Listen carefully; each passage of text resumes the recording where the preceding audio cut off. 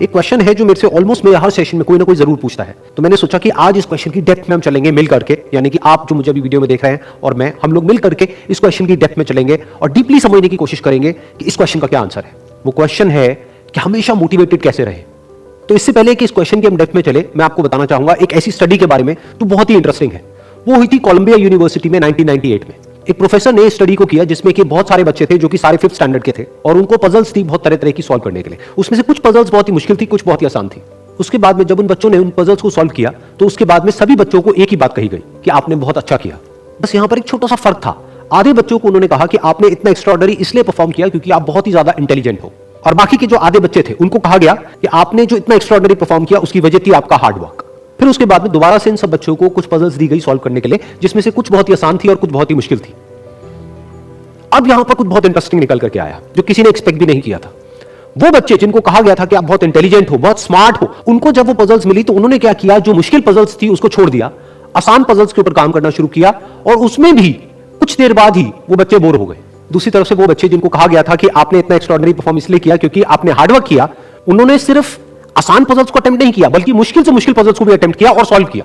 फिर उसके बाद में जब ये पूरी स्टडी कंप्लीट हुई तो उन बच्चों से पूछा गया कि किसको ज्यादा मजा आया इसको करने में।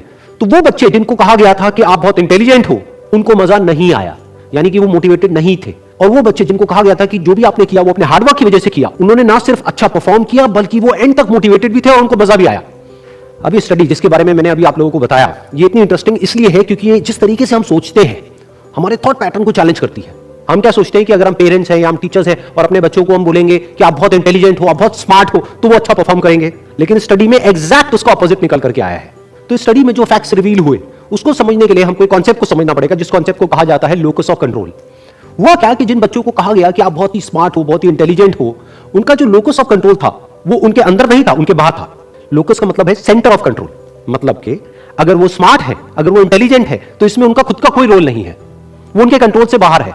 दूसरी तरफ से जिन बच्चों को कहा गया कि जो भी आपने अचीव किया वो अपने हार्डवर्क की वजह से अचीव किया, उनका जो लोकस ऑफ कंट्रोल था वो उनके अंदर था, यानी कि हार्डवर्क पूरी तरह से उनके खुद के हाथ में था कि अब उनके ऊपर है कि वो कितना हार्डवर्क करते हैं।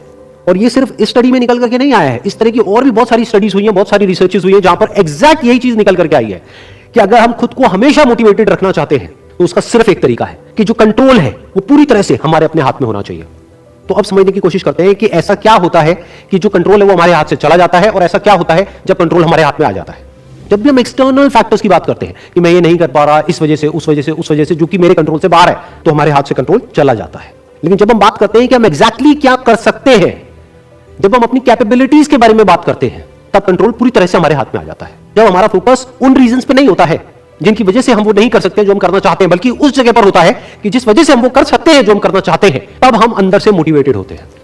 फॉर एग्जाम्पल, आप जिस भी फील्ड में हो, उस फील्ड में कुछ लोग हैं जो टॉप पे बैठे हैं। आपके पास में दो ऑप्शन है। एक, आप बोल सकते हो कि वो लोग, उनके अंदर कुछ स्पेशल है, उनके अंदर कुछ एक्स्ट्राऑर्डिनरी है, उनके अंदर कोई ऐसा टैलेंट है जो आपके अंदर नहीं है, या फिर उनकी किस्मत है जिसकी वजह से वो वहां पर बैठे हैं, या फिर उनके पास में कुछ था, किसी का सपोर्ट था जिस वजह से वो वहां पर है।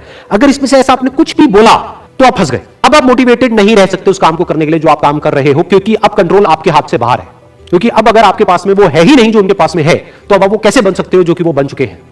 लेकिन अगर आप ये बोलते हो कि जिस भी फील्ड में आप हो, उस फील्ड में जो भी टॉप पे बैठे हैं वो वहां पर है अपने हार्डवर्क की वजह से, अपने स्मार्टवर्क की वजह से, या जो कुछ भी उन्होंने किया, जो कुछ भी उन्होंने सीखा उसकी वजह से, तो अगर वो कर सकते हैं तो मैं भी कर सकता हूं। उन्होंने भी मेरी ही तरह एक दिन कहीं ना कहीं से शुरुआत करी थी, जहां से कि आज मैं शुरुआत कर रहा हूं। तो मुझ में और उनमें अगर कोई फर्क है तो वो सिर्फ एक है, वो है टाइम का, कि आने वाले 10 साल बाद या 20 साल बाद मैं भी उन्हीं की जगह पर हो सकता हूं या उनसे भी आगे हो सकता हूं जहां पर आज वो है। तो अब कंट्रोल पूरी तरह से आपके हाथ में है। तो हमारे पास में हमेशा ये दो ऑप्शन होते हैं, एक कि हम कंट्रोल को अपने हाथ से छोड़ दें, और दूसरा कि कंट्रोल हम पूरी तरीके से अपने हाथ में ले लें। एक कि कंट्रोल हमारा बाहर हो, एक है कंट्रोल हमारा अंदर। तो इस बात को हमेशा याद रखना कि आपका कंट्रोल कहीं बाहर नहीं होना चाहिए, आपके अपने ही अंदर होना चाहिए। Wish you all the very best. Thank you so much.